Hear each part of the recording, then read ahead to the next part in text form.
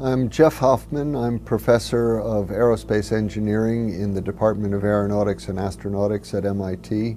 Prior to coming here, I spent 25 years at NASA as a NASA astronaut, made 5 flights in various space shuttles, was the first astronaut to log 1,000 hours on the space shuttle, and I was one of the crew in the rescue mission for the Hubble Space Telescope back in 1993.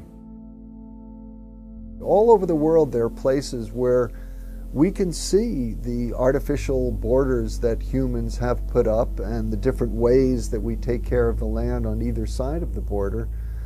So it's like many other impacts of the human race on our planet.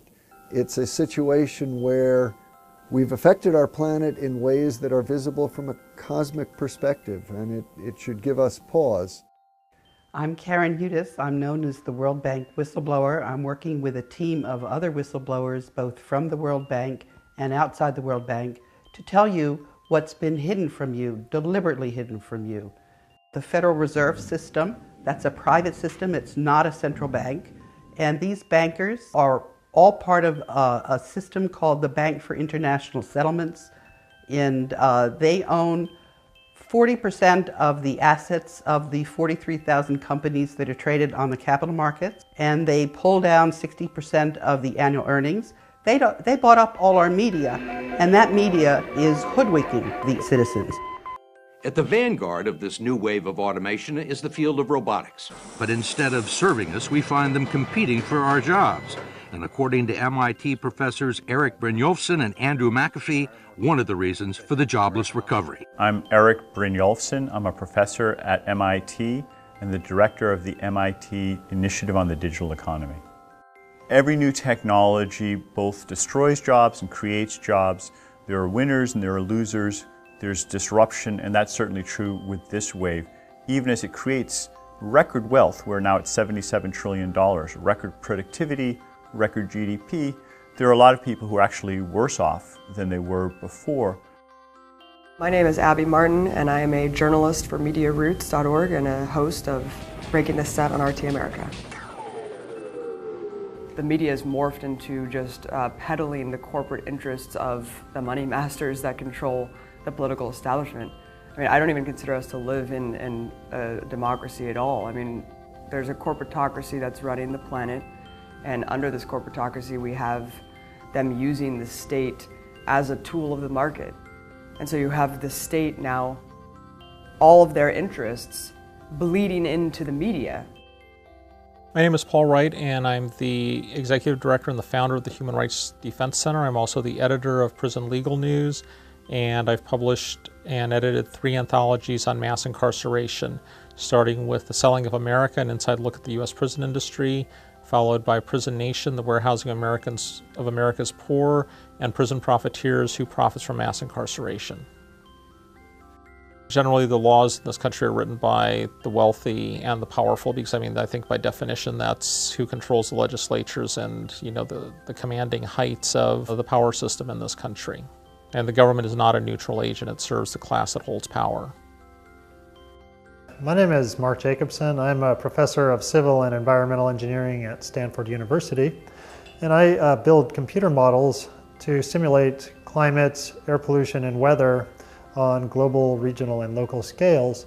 And I also study and develop solutions to the problems of global warming, air pollution, and air pollution health problems, with the goal of trying to provide energy stability for years to come.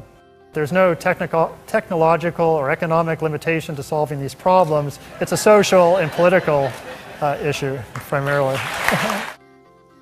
My name is Dylan Radigan, and I am the recently retired host of the Dylan Radigan Show on MSNBC. It was the highest rated non-primetime show on the network. Prior to that, I was the host and creator of a program on CNBC entitled Fast Money, which was the single highest grossing, highest rated show in the history of CNBC. I have resigned all those positions 18 months ago in order to follow the leadership of recently returned Iraq and Afghanistan war veterans who have explained to me that the necessary solution to global conflict is the technical application of global resource management, and I have devoted my life to helping them achieve that goal.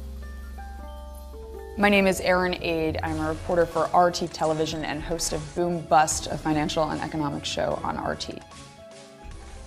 Yes, there might be idealistic politicians that got into the game to change the world, but if they're good, any good at their job, they're no longer changing the world. They're serving the interests of their donors if they want to rise in the world of politics. And that's a scary reality, because you can pay your way into having laws implemented that serve you and your corporation as you would like them to serve. I'm Paul Hewitt, and I'm well known for a textbook I've written, Conceptual Physics, and also for screencasts that are on YouTube right now called Hewitt-Drewitt Physics. Science has a self-correcting method of making sure that people give their best and honestly.